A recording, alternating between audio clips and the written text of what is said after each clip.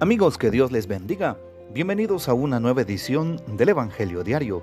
Estamos a viernes 17 de abril, en esta segunda semana del tiempo de Pascua. ¡Aleluya! ¡Aleluya! Cristo ha resucitado.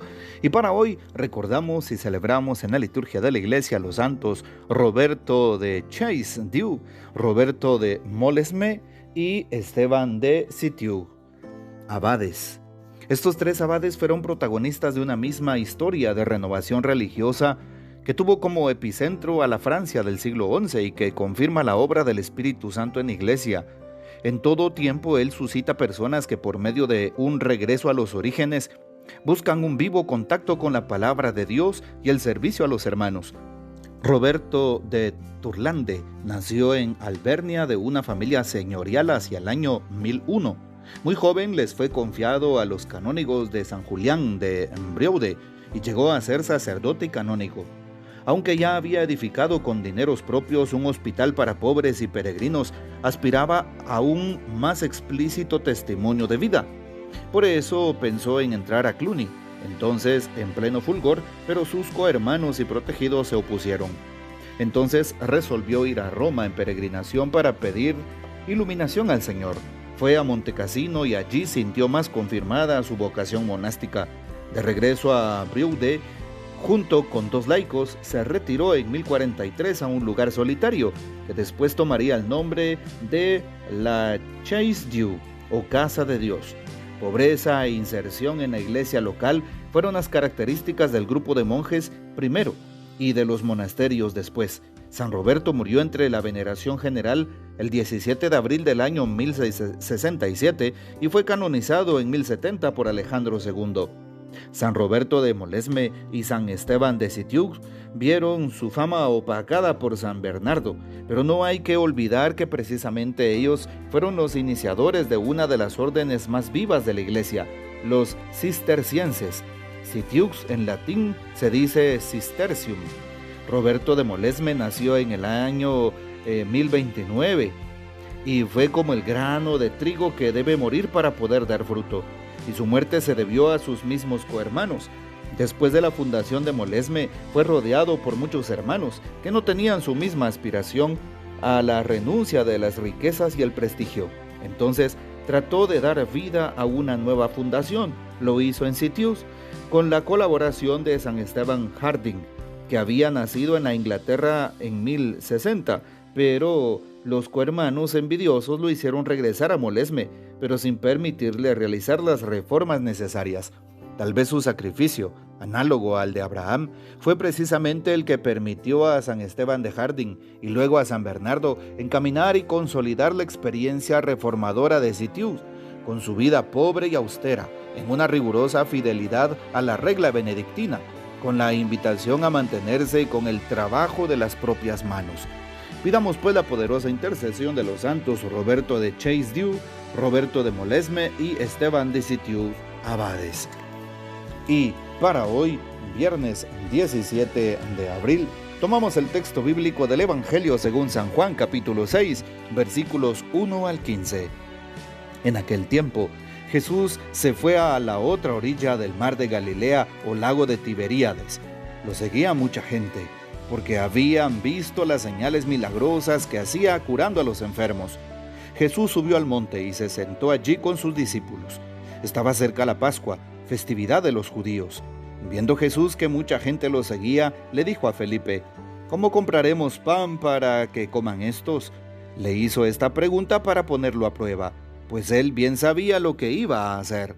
Felipe le respondió: Ni 200 denarios de pan bastarían para que a cada uno le tocara un pedazo de pan. Otro de sus discípulos, Andrés, el hermano de Simón Pedro, le dijo: Aquí hay un muchacho que trae 5 panes de cebada y 2 pescados. ¿Pero qué es eso para tanta gente? Jesús le respondió: Díganle a la gente que se siente. En aquel lugar había mucha hierba. Todos pues se sentaron ahí, y tan solo los hombres eran unos 5,000. Enseguida tomó Jesús los panes, y después de dar gracias a Dios, se los fue repartiendo a los que se habían sentado a comer. Igualmente les fue dando de los pescados, todo lo que quisieron. Después de que todos se saciaron, dijo a sus discípulos: recojan los pedazos sobrantes para que no se desperdicien. Los recogieron y con los pedazos que sobraron de los 5 panes llenaron 12 canastos. Entonces la gente, al ver la señal milagrosa que Jesús había hecho, decía: «Este es en verdad el profeta que habría de venir al mundo». Pero Jesús, sabiendo que iban a llevárselo para proclamarlo rey, se retiró de nuevo a la montaña él solo. Palabra del Señor. Gloria a ti, Señor Jesús.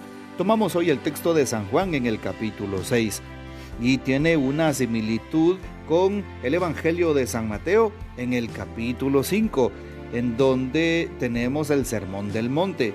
Y en el Sermón del Monte pues se hace la multiplicación de los panes. Muy interesante esto, ¿verdad? Pero este texto de San Juan denota esa presencia del Señor en la orilla del mar de Galilea. Dice que mucha gente lo seguía porque había realizado milagros y curaciones. Jesús entonces habla con sus discípulos. Recuerdan que la Pascua está cerca, esa festividad anual de todos los judíos hasta el día de hoy. Y como mucha gente lo seguía, Jesús le dijo a uno de sus apóstoles, a Felipe, ¿sí?, que consiguieran lo necesario. Es decir, el pan. Compren pan. ¿Cómo compraremos pan? Lo quería poner a prueba. ¿Cuántas veces el Señor no nos pone a prueba con enfermedades, con dolores, con en algún momento alguna persecución? El Señor nos pone a prueba nuestra fe. Si estás pasando por un momento difícil, el Señor está poniendo a prueba tu fe. Aquí lo dice el texto bíblico. Y no por eso estás solo. El Señor está allí. Simplemente quiere ver cómo respondes, cómo mi corazón se identifica con Él, cómo mi corazón en medio del dolor o de la necesidad pide ayuda.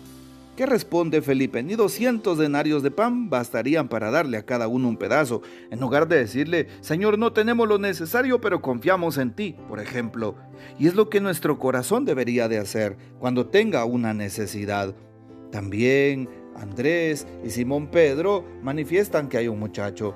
Jesús multiplica los panes. Díganle a la gente que se siente: multiplica los panes, multiplica los peces. ¿Sí? Aquel muchacho aquel día pues no pensó que sus 5 panes y 2 peces iban a dar de comer a más de 5,000 hombres. Sí, y por eso hoy nos damos cuenta de esa gracia de Dios, cómo el Señor multiplica para nosotros el pan, multiplica para nosotros las bendiciones, siempre y cuando confiemos en su infinita misericordia.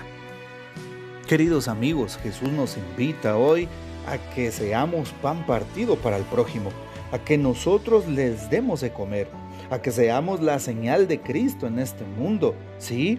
El signo de que Él vive, el signo de que a través de nosotros, de nuestro ejemplo, de nuestro testimonio, de nuestra palabra, ¿sí?, que es la palabra que predicamos en el nombre de Jesús, los demás sientan ese consuelo, sientan esa cercanía de Dios y sientan, por supuesto, esa salvación.